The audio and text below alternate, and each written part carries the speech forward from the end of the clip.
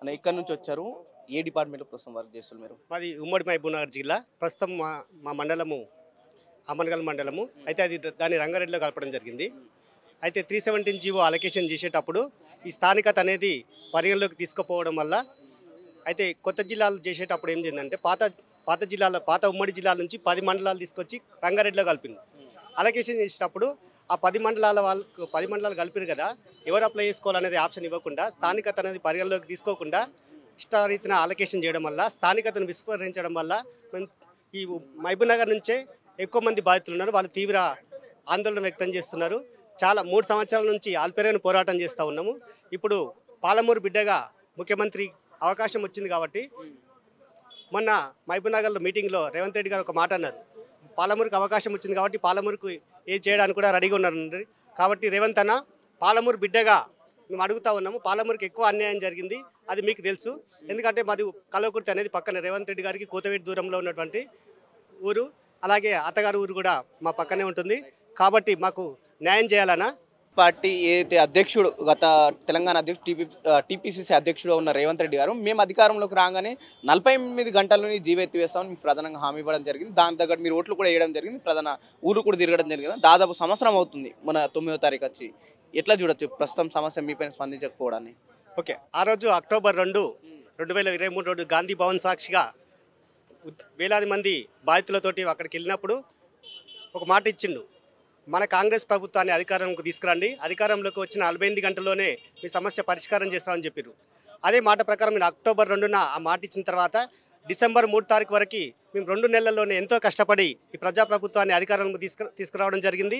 ఆ తేడా ఏంటో తెలుసు, ఉద్యోగుల ఓట్లతోటే గెలిచిన అనేది ఖచ్చితంగా తెలుస్తుంది. అలాగే ఉమ్మడి మహబూబ్నగర్లో ఎక్కువ బాధితులు ఉన్నారు, అక్కడ నుంచి 12 సీట్లు గెలిచిందనే సంగతి కూడా గుర్తుపెట్టుకోవాలి.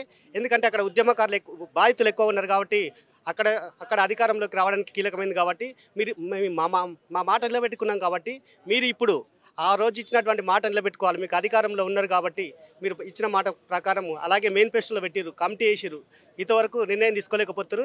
ఈ అసెంబ్లీ సమావేశాల్లో ఖచ్చితంగా నిర్ణయం తీసుకోవాలి, లేకపోతే ఇది ఇంకొక మరో రూపాన్ని సంతరించుకుంటుంది. ఎందుకంటే ఇదివరకు మాకు స్థానికత కోల్పోయినా మా స్థానికత ఇవ్వమంటున్నాం. ఇప్పుడు ఒకవేళ మీరు స్పందించకపోతే next non locals go back అనేటువంటి ఉద్యమ రూపాన్ని సంతరించుకుంటుందని చెప్పి హెచ్చరిక చేస్తూ ఉన్నాం. మీరు ఎక్కడి నుంచి వచ్చారు? ఏ డిపార్ట్మెంట్? సార్ మాది ఉమ్మడి మహబూబ్నగర్ జిల్లా. ప్రస్తుతం మా ఫరూక్ నగర్ మండలం రంగారెడ్డి జిల్లాకు అలొకేషన్. ఏ డిపార్ట్మెంట్లో? ఎడ్యుకేషన్ డిపార్ట్మెంట్ స్కూల్ అసిస్టెంట్గా 15 ఇయర్స్ అవుతుంది. ఈ విధంగానే ఉంది. అంటే ఉమ్మడి మహబూబ్నగర్ జిల్లాలో అలాట్ అయినా సార్ 2009 డిఎస్సి. అప్పుడు ఉమ్మడి జిల్లా ఉండే కాబట్టి మాకు మా నేటివిటీ అనేది షాద్నగర్ అనేది మాకు అపాయింట్మెంట్ అప్పుడు మాకు దొరకలేదు. ఎందుకంటే ఉమ్మడి జిల్లాలో 64 మండలాలు ఉండేవి. దానివల్ల మాకు మా నేటివ్ మండలం అనేది హైదరాబాద్కి దగ్గరగా ఉంటుంది కాబట్టి మాకు ఫస్ట్ 15 ఇయర్స్ నుండి అవకాశం దొరకలేదు. 2021లో అలొకేషన్ అప్పుడు కూడా సీనియారిటీ 017 జీవో ఇంప్లిమెంటేషన్లో భాగంగా సీనియారిటీ తీసుకురావడం జరిగింది. కాబట్టి ఆ సీనియారిటీ లేకపోవడం వల్ల మేము మళ్ళీ ఈ జిల్లాకు రావడం జరగలేదు. కాబట్టి ఫస్ట్ అపాయింట్మెంట్ అప్పటి నుంచి ప్రజెంట్ కూడా నారాయణపేట జిల్లాలోనే పనిచేస్తుంది. 15 ఇయర్స్ అవుతుంది నారాయణపేట జిల్లాలో పనిచేస్తున్నా. ఇంకా 20 ఇయర్స్ సర్వీస్ ఉంది. ఇంకా నేను నారాయణపేట జిల్లాలో అంటే నా స్థానిక జిల్లాకు ఎప్పటికీ రాకుండా అవకాశం పోయింది. కాబట్టి వెంటనే 317 జీవోను సవరించినట్లయితే మా స్థానిక జిల్లాకు రావడం అవకాశం ఉంది. కాబట్టి దీనిలో భాగంగా మేము రావడం జరిగింది సార్. కలిసారన్న గత ప్రభుత్వ నాయకులు కావచ్చు, ప్రస్తుతం ఉన్న ప్రభుత్వ నాయకులు కానీ ఈ విషయం కలిసి మాట్లాడారా? ఏ విధంగా మేము స్థానికత కూలిపోతున్నాం అనే విషయాలపై చర్చించారా? చాలాసార్లు నాయకులుగా తర్వాత బాధ్యులుగా మేమందరం కూడా ప్రతి నాయకుడిని కలిసినాము. 317 ఎప్పుడైతే 3 సంవత్సరాలుగా నరక వేదనను అనుభవిస్తున్నామో, ఎక్కడో అచ్చంపేట మా ఉమ్మడి మహబూబ్నగర్ డిస్ట్రిక్ట్ నుంచి అచ్చంపేట నుండి సుమారుగా 400 కిలోమీటర్ల దూరంలో మమ్మల్ని బదిలీ చేశారు, నిజామాబాద్కు బదిలీ చేశారు. నేను ఒక గిరిజన ఉపాధ్యాయుని. అక్కడి నుండి మల్టీ జోన్ పోస్ట్ అని చెప్పి నిజామాబాద్కి 400 కిలోమీటర్ల దూరంలో మమ్మల్ని చేశారు. అయితే దీన్ని ఆసరా చేసుకొని గత ప్రభుత్వం చేసినటువంటి దాన్ని చేయకుండా ఉండడం కొరకు 48 గంటలు అధికారంలో వస్తే ఖచ్చితంగా ఈ జీవోను రద్దు చేస్తాం లేదా సవరణ చేస్తామని చెప్పి అప్పుడు పిసిసి హోదాలో ఉన్నటువంటి రేవంత్ రెడ్డి గారు ఖచ్చితంగా దీన్ని సాల్వ్ చేస్తారని చెప్పి నమ్మకంతో మేము అందరం కూడా సహకరించి ప్రభుత్వాన్ని తెచ్చుకున్నాం సార్.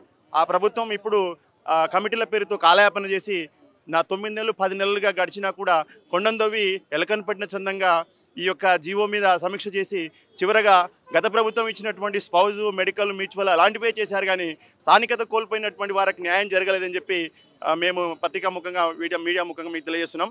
ప్రధానంగా తెలంగాణ ఉద్యమంలో కూడా 317 కీలకంగా మీ ఉద్యోగ సంఘాలు కూడా బాధ్యతగా పోషించాయి. స్థానికత కోల్పోతున్నాం, ఖచ్చితంగా మన రాష్ట్రం వస్తే మళ్ళీ మనం తీసుకొచ్చుకోవచ్చు అనే విధంగా కొట్లాడారు.